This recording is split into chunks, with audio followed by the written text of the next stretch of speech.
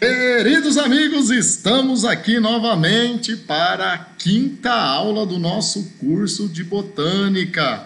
Estamos falando de classificação vegetal, taxonomia vegetal, sistemática vegetal. Tudo isso que eu acabei de falar é a mesma coisa. Depende daquilo que o seu professor gosta de falar, da maneira que ele gosta de falar. Mas uma coisa muito interessante, você que não assistiu às aulas 3 e 4, que é briófitas e pteridófitas, vale a pena você investir um pouquinho de tempo nisso. Dá um pause agora e assista às aulas anteriores. Por quê? Porque faz muito mais sentido você comparar o processo evolutivo dessas plantas até chegar nas gimnospermas, saber a trajetória evolutiva, o que foi aparecendo dentro de cada grupo. Mas você que está fera, ou se você não quiser ver as aulas anteriores, tudo bem. Vamos comigo, vamos direto ao ponto, vamos começar a nossa aula. Falando então das características gerais, como já virou um padrão nosso, a gente sempre começa falando dos representantes. E o grande representante das gimnospermas são essas plantas na forma de cone, chamado de coníferas de maneira geral. Mas como grande representante temos os pinheiros, existem as florestas de pinheiros, né? Mas não só de pinheiros, temos, olha o tamanho dessa árvore quase que milenar, pessoal. Nós temos aí as sequoias. Além das sequoias, temos, parece um pinheirinho, mas o nome mais comum disso é ciprestes. E no Brasil, nós temos uma espécie endêmica, a araucária.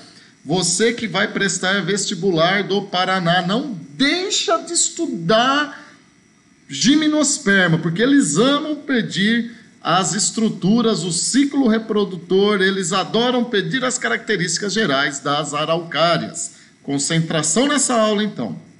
Bom, pessoal, referente ao habitat, para quem viu as aulas anteriores, lembra que briófitas e pteridófitas gostam de viver em locais com bastante umidade e baixa luminosidade, sombra e água fresca. Para quem assistiu aquelas aulas lá de evolução vegetal, que vale muito a pena investir tempo nisso, né? Essa aula de evolução vegetal mostrou toda a história lá das cianobactérias que evoluíram para as algas unicelulares, que evoluíram para as algas pluricelulares, colocaram um pezinho fora da água. E aí, restrito a esse local com alta umidade, principalmente por causa da fecundação, surgiram as briófitas no primeiro momento, que cresciam rasteiro, próximo aos solos, porque eram avasculares.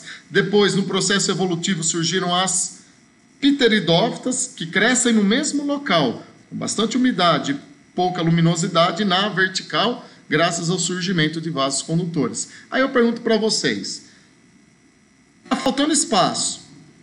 Ocorreu evolução. Para onde que essas plantas vão? Vão para o céu? Claro que não. Voltam para a água? Lá está muito disputado o espaço.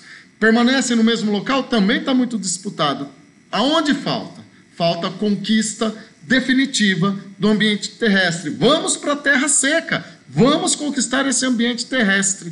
E nesse ambiente terrestre, lógico que elas vão preferir um local onde as radiações solares não são tão intensas, então elas migram para as zonas temperadas, tá? As regiões temperadas são as regiões propícias para as florestas de coníferas, né? A gente tem no norte dos Estados Unidos, sul do Canadá, a gente tem isso lá na Inglaterra, e no Brasil a gente tem lá o pinheiro do Paraná, que inclusive no Paraná, por incrível que pareça, né? Sinônimo de araucária. Então, esse é o habitat preferido desse grupo vegetal. Além disso, pessoal, agora nós vamos falar um pouquinho da estrutura e reprodução. Você se concentra agora nessa parte, tá? Quando eu terminar de apresentar todas as estruturas, vale a pena você dar um pause, copiar todas as estruturas para você depois poder jogar isso e entender no ciclo reprodutor. Então, o que você está vendo aí nesse momento? Você está vendo o esporófito. Pessoal, a única planta que tem a geração duradoura e mais desenvolvida, sendo o gametófito, é briófito. Pteridófita, gímino e angiosperma, quem é a geração mais desenvolvida é o esporófito. O esporófito, esse grupo de plantas, elas são chamadas de Fanerógamas. Por quê? Porque elas têm as estruturas reprodutoras visíveis. Eis os estróbilos. Esse aqui de cima, pessoal, é o estróbilo masculino. Esse aqui de baixo é o estróbilo feminino. Ele, o estróbilo feminino, no Brasil, nas araucárias, pode receber o nome de pinha. Pinha é sinônimo de estróbilo feminino. Muito bem. Olha só. Esse daí é a imagem real do estróbilo masculino. Você que nunca viu, tem a possibilidade de ver agora, tá? E esse é o estróbilo feminino, a famosa pinha. Tudo bem? Então vamos lá. Pessoal, dentro dos estróbilos são fabricados o pólen e o óvulo. Então, dentro do estróbilo masculino é fabricado o pólen e dentro do estróbilo feminino é fabricado o óvulo. Pois bem, olha só o que nós temos dentro dessa imagem real, claro que muito aumentado, dentro do pólen. Eu tenho a célula do tubo, também conhecido como células que darão origem por meio de mitose ao tubo polínico, e tenho as células germinativas. Essa célula germinativa sofre uma meiose e formam os dois gametas masculinos. Presta atenção, formam os dois gametas masculinos. Dentro do pólen é encontrado o gameta masculino. Por isso que eu pedi para vocês assistirem a aula de ciclo reprodutor. Por quê? Pessoal, o que sai da cápsula das briófitas é esporo. O que sai dos soros das pteridófitas é o esporo. O que está saindo de dentro do estróbilo masculino é o pólen. É comum, é muito comum e fácil de errar o aluno achar que pólen é o esporo das gimnospermas. Meu querido, não é. Não é. Se dentro do pólen é fabricado o gameta, por definição, pólen é o gametófito masculino. Ok? Pólen é o gametófito masculino. O ciclo reprodutor dele é chamado de ciclo reprodutor heterosporado. Isso eu dou em sala de aula, tá? Não vou passar aqui para vocês porque não é a função agora, não é o nosso foco. Mas no ciclo reprodutor heterosporada, a gente tem estruturas masculinas e femininas. Tudo que é masculino é micro, tudo que é feminino é mega. Então, o pólen é o gametófito masculino. Gametófito tem um outro nome, prótalo. Então se liga aí, ó, para você não ficar perdidinho. Gametófito masculino também pode ser chamado de microprótalo. É sinônimo. Gametófito masculino ou microprótalo. Na vida real é o pólen. Então o pólen é o gametófito masculino, não é esporo. E aqui nós temos agora a imagem microscópica dessa estrutura toda aqui, pessoal, dessa estrutura toda. Essa estrutura aqui, ó. O óvulo é isso, olha que lindo, é isso daqui, ó. O óvulo é isso. Pessoal, essa estrutura aqui, ó, essa estrutura é a oosfera. O que é a oosfera? Para quem assistiu a aula de ciclos reprodutores, sabe que a oosfera é o gameta feminino. Então, é outra coisa muito comum do aluno errar. E pegadinha, óvulo é gameta. Sim, é gameta nos animais. Nos vegetais não, porque dentro do óvulo tem a oosfera. Oosfera que é o gameta. Logo, o óvulo é aquele que produz o gameta. Então, em termos da botânica, óvulo é o gametófito feminino. Sinônimo, mega, prótalo, mega feminino, prótalo, sinônimo de gametófito. Então, gametófito feminino, mega prótalo. Quem é na vida real? O óvulo. Não confunda. Estou deixando muito claro, o óvulo não é o gameta feminino dos vegetais. É o gametófito, pólen não é esporo, é o gametófito masculino. Muito bem. Olha só o que vai acontecer. Quando o pólen cai no estróbilo feminino, quando ele cai na pinha, ele passa a levar o gameta masculino, que é o núcleo espermático. O núcleo espermático ele tem que trazer até aqui a osfera. Mas como que ele vai conseguir fazer isso? Graças ao tubo polínico. O tubo polínico cresce e leva o núcleo espermático até a osfera. Mas, professor, mudou de nome?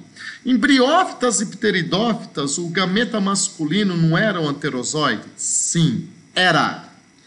O anterozoide tinha flagelo para fazer a locomoção no ambiente líquido.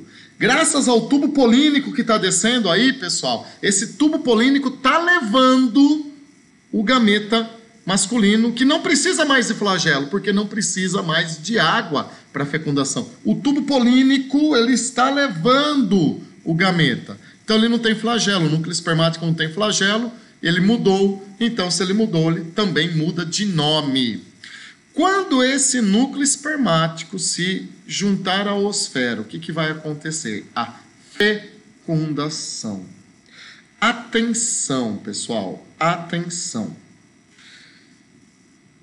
Osfera é o gameta N, o núcleo espermático é o gameta N. N mais N vai formar aqui, ó, o embrião diploide. Toda essa estrutura em branco aqui, ó, pessoal, é nutrição para o embrião quando ele for germinar, que é esse amarelinho aqui, ó, que a gente chama de endosperma ou albúmen. E atenção, ele é chamado de primário porque não houve outra fecundação aqui dentro, só houve a fecundação da osfera. Então, a ploidia dele é N. Vai ser interessante a hora que a gente comparar isso com o angiosperma. O embrião diploide é nutrido durante a germinação pelo endosperma haploide. Tá? E aqui o óvulo fecundado, olha, o óvulo fecundado vai dar origem a essa estrutura que é toda ela semente. Então, a semente é o óvulo fecundado. Perguntas extremamente detalhistas, mas importantes, ok? Então, olha só, nós temos a semente que surge do óvulo, o embrião que surge da fecundação da oosfera. Gravem isso. Copiem essa imagem com esses nomes, com essas estruturas, porque vale a pena você investir um pouquinho de tempo nisso, ok? Feito isso, vamos fazer algumas anotações importantes. Vejam só. Podemos dizer que o pólen é o esporo das gimnospermas? Olha aqui, o núcleo espermático é o gameta, que está contido dentro do pólen. Então, não podemos. Ele é o gametófito, pois nele está contido o núcleo espermático. Podemos dizer que o óvulo é o gameta feminino das gimnospermas? Não, óvulo é gameta nos animais. Nos vegetais, o óvulo está abrigando a osfera. Então, não. Ele é o gametófito feminino. Ele é o megaprótalo, pois nele está contido a osfera. Onde estão os esporos? Já que o que está saindo é o pólen, aonde estão os esporos? Onde está o micrósporo? Onde está o megásporo nas gimnospermas? Pessoal, os esporos estão aqui dentro. É um tipo Pokémon, tá? Eles evoluem de esporo para gametófito. Por isso que você que assistiu a aula dos ciclos reprodutores está entendendo o que eu estou falando. Eles evoluem de gametófito, de esporos para gametófito aqui dentro. Endo significa dentro. endosporia. Os esporos evoluem para gametófito dentro dos estróbilos. Esse fenômeno é denominado endosporia, evolução de esporo para gametófito dentro do estróbilo. Vamos falar a respeito da fecundação. Pessoal, graças à fecundação, surge o embrião, surgiu a semente. Mas essa fecundação, lembra da historinha? Eles foram para a terra seca? Não, não foi. Lá na terra seca, não há água, disponibilidade de água para fecundação. Então, graças a esse tubo polínico, vai levar o gameta masculino até o gameta feminino. Guarda assim, ó, sem água, fecundação sem água machuca, sem água se fode, sem água sifonogamia. É o nome desse tipo de fecundação. Anexo evolutivo. O que Pteridófita não tinha, já que elas eram criptógamas? Não tinha estrutura reprodutora visível. A estrutura reprodutora aqui, ó, feminina é o estróbilo feminino, estróbilo masculino e o pinhão, que é a semente. Então, surge o estróbilo e a semente. A geração duradoura é tudo que você está vendo aí, é o esporófito. E importante, são as primeiras fanerógamas, ou seja, tem estrutura reprodutora visível, tem, então, o estróbilo masculino, o estróbilo feminino, e são espermatófitas. Esperma, semente, fitas, plantas. Plantas com semente. Então, ao final, agora sim, ao final da nossa aula, espero que vocês tenham gostado. Deixem seu like, se você não deixou ainda. Ajude a levitar o nosso canal. Ajude a partilhar desses momentos com os outros alunos. Se inscreva se você ainda não está inscrito. E agora tem aí para você também assistir uma parte que chama Inspire-se, né? 5 minutos de reflexão a respeito de coisas boas que vão melhorar o seu dia a dia, que vai melhorar a sua relação, vai fazer você ser um pouco mais feliz nessa vida que você tem apenas uma só. Fui, tchau, obrigado!